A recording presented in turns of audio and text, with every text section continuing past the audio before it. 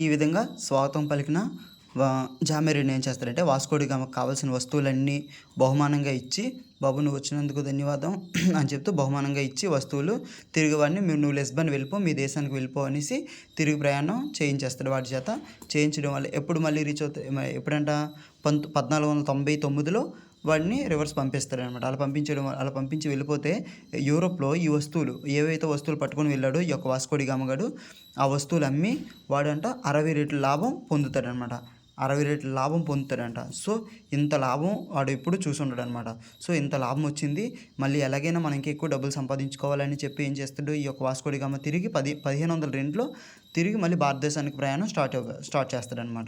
మళ్ళీ భారతదేశానికి వస్తాడనమాట. రిటర్న్ వచ్చి ఏం చేస్తాడు కన్ననూరులో ఒక వర్తక స్థావరాన్ని ఏర్పాటు చేస్తాడనమాట. ఈడు కన్ననూరులో ఒక వర్తక స్థావరాన్ని ఏర్పాటు చేస్తాడు.